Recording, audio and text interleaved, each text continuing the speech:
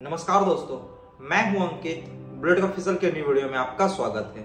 आज के वीडियो में जानेंगे अभी फिलहाल पूरे वर्ल्ड में एक ही चीज ज्यादा ट्रेंड में चल रहा है और वो है इजराइल और फिलिस्तीन के बीच कॉन्फ्लिक्ट।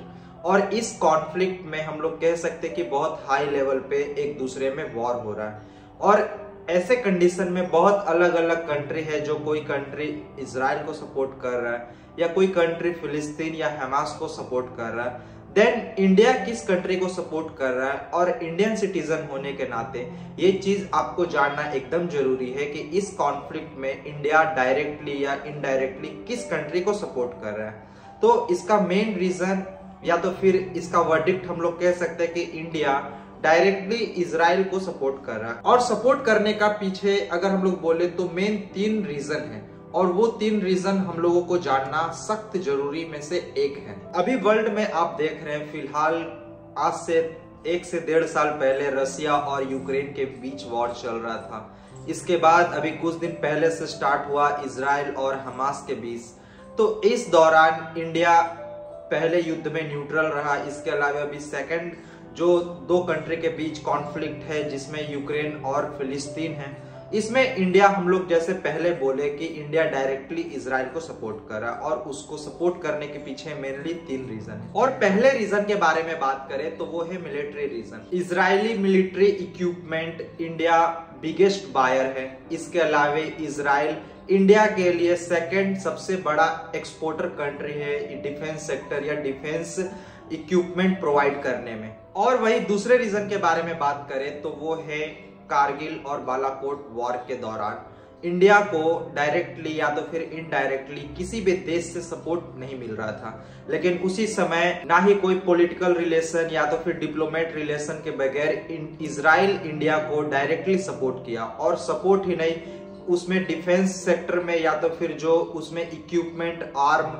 इसके अलावा वॉर से रिलेटेड इक्विपमेंट इंडिया को फ्री ऑफ कॉस्ट प्रोवाइड किया। और डायरेक्टली कह सकते कारगिल और बालाकोट जैसे वॉर में इंडिया का सपोर्ट में इजराइल हमेशा खड़ा है। और थर्ड रीजन के बारे में बात करें तो इंडिया स्टार्टिंग में जिस समय इजराइल का क्रिएशन हो रहा था 1990 से पहले, उस समय इंडिया हमेशा से ही फिलिस्तीन को सपोर्ट करता था और इजराइल को बिल्कुल भी नहीं। आफ्टर 1990s के बाद जो कॉमन प्रॉब्लम कह सकते जैसे terrorism, political relation, defence, agriculture, development, construction आदि के मुकाबले हम लोग या तो फिर ज्यादा क्लोज होते गए और फिलिस्तीन एक तरह से साइड होते गया, क्योंकि इजराइल और इंडिया का दोनों का ही एक मोटिव होता है कि दोनों कंट्री आपस में या तो फिर दोनों कंट्री किसी और कंट्री से रिलेटेड हो, खास करके टेररिज्म, पॉलिटिकल रिलेशन, इसके अलावा डिफेंस और भी एग्रीकल्चर डेवलपमेंट के मुकाबले सबसे अलग रहे या तो फिर कोई अलग कॉन्फ्लिक्ट से दूर रहे। इस कारण जब 2 देशों का एक जैसा सोच होता है तो वो 2 देश बहुत ही ज्यादा क्लोज हो जाते हैं। उसी तरह से इजराइल और इंडिया के साथ हुआ। आफ्टर 90s के बाद इजराइल और इंडिया एक दूसरे के क्लोजेस्ट कंट्री या तो फिर एक हम लोग बोल सकते हैं कि फ्रेंडशिप बिल्डअप हो चुका। और यही मेन 3 रीजन है जिसमें इंडिया इजराइल को डायरेक्टली सपोर्ट कर रहा है, क्योंकि इंडिया को भी जिस समय सपोर्ट का जरूरत था तो इजराइल डायरेक्टली या तो फिर बिना कोई कंडीशन के सपोर्ट किया था।